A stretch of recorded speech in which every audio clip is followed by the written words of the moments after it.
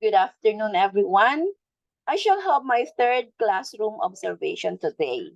The title of our lesson for this week is Examining Biases. Will you please read the objective of our lesson? All right, thank you. So let's have first our activity. So this is a game. This will be called Dice Rolling Fortune. Do you know how to play it? Okay, so players from each group throw the dice on the floor. So this is our dice. The sides of the dice has numbers or the dots. Can you see that? So from number 1 to 6. All right.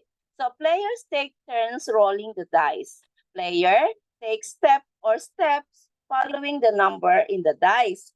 Player make his or her choice between the given words or expressions. And later on, the player himself or herself will explain her choice or his choice. Okay, the group to reach first the end of the line wins. So let us have these questions based on the previous activity.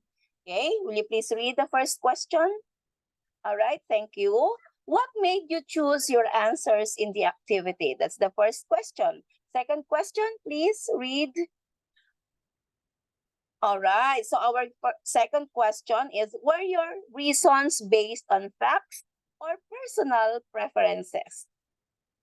How did you have your choice? How did you come up with your choice? Is it based on facts or personal preferences? Then last, the question is, what factors come into play when you choose based on your personal preferences? So your personal preferences may include your experience, upbringing, the trend, the environment, and your culture. All right. So I hope you enjoyed our game this morning.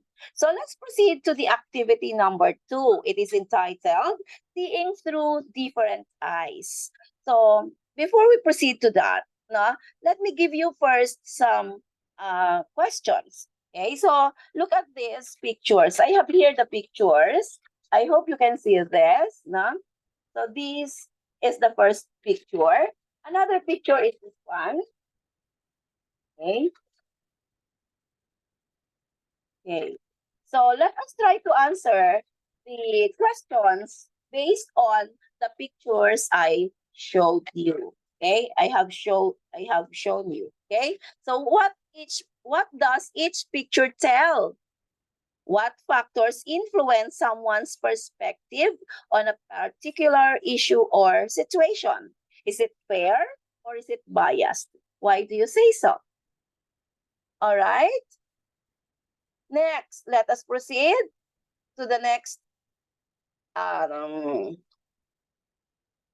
topic, or this is our main topic. Okay, so we have mentioned a while ago the terms biased and unbiased. No, even in writing, there is also the so-called biased and unbiased. So these are the characteristics of biased and unbiased writing. Okay, for the biased writing, we can consider writing a biased one if it is subjective, if it is unfair, no, if there is unfair presentation of the issue, and if it focuses on one side only.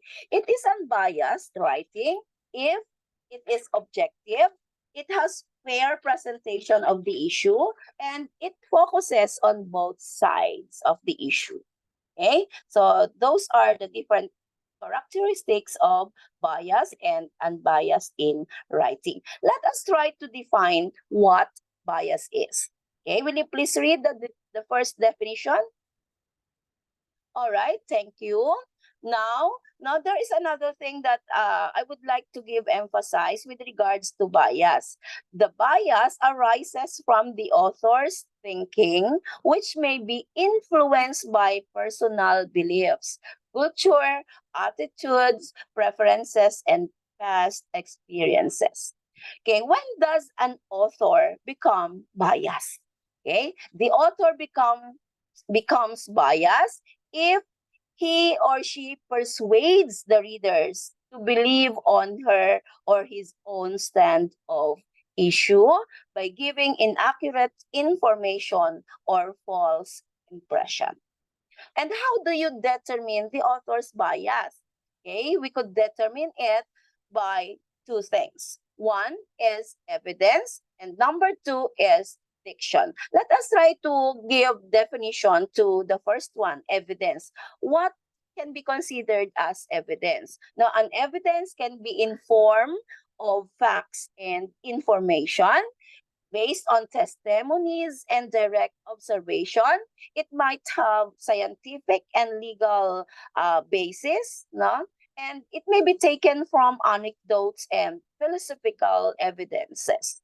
Okay, those are the things that are included in evidence or can be used as our evidence. Okay, what about diction? Diction refers to the words or expression that help convey the stand of the author. To make it simple, diction refers to the use of words, no, whether it is positive or negative, or it may give positive or negative connotation or meaning. All right. So I hope that is clear to everyone. Let us proceed to activity number 3. So it is entitled, I am positive or negative. So I have here the copy of the selection or a very short paragraph, no? Okay, a very short um, series of paragraph, I mean, and you are going to do an activity after reading this. Are you ready? Okay. So this is the activity number 4, which is called unmasking the bias. No, going back to the paragraphs. Okay. So you are going to identify the negative and the positive expressions used by the author. Okay. So you are going to answer that does the author use more positive words or expressions to present the side of an issue, or does the author use more negative words and expressions to present the side of an issue? All right, is it clear to everyone? Okay, so very good. Now you did well. So let us have this activity. It is entitled, this is a group activity. So this is entitled a Journey to Awareness. Okay, so you are going to read no, another paragraph, but this time no, your group will be doing two different tasks. Okay, for group 1, you are going to fill in the table with the correct ideas from the paragraphs, and I prepared no the first entry in the chart no as your guide. Okay, is it clear to group 1? What about for group 2? So you will make a Venn diagram to present the similarities and differences of letter A, going to the beach, and letter B, going to the mountain. I know that you are very familiar with the use of the Venn diagram, all right? Okay, so I will give you 5 minutes to work on that activity. Okay, please cooperate with your group.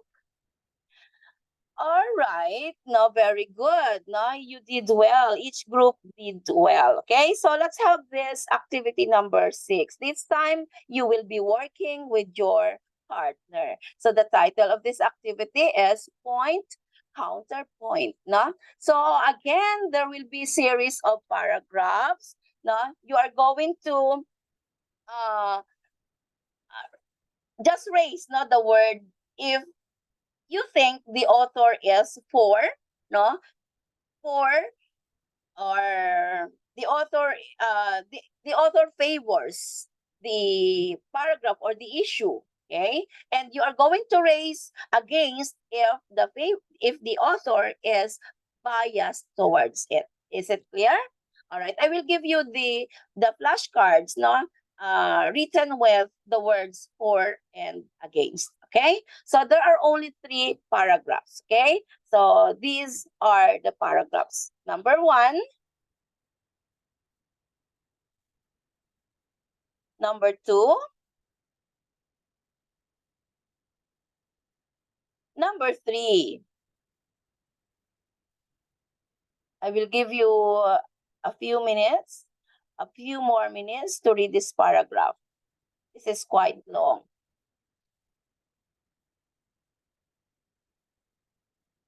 All right, let us answer your work. Number 1, who would like to give an answer? Number 2. Number 3. All right, very good. Very good. Okay, let us proceed now to, I know that you are very informed, no? And we have you have gained enough knowledge about what biased and unbiased. Okay, so we have here our quiz for today. Are you ready? So you will just select the letter of the correct answer.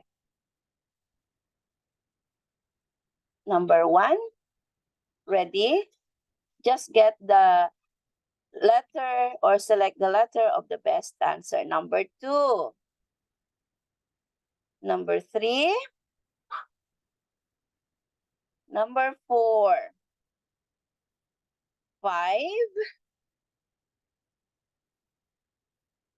All right. Now exchange paper and let's check your quiz. Okay, for your assignment. So I will be giving you a copy of the paragraph entitled The Consequences of Social Media. You are going to read it, then examine and identify the biases made by the author about the issue on social media by completing the paragraph. All right? So that's all for today. Goodbye, class.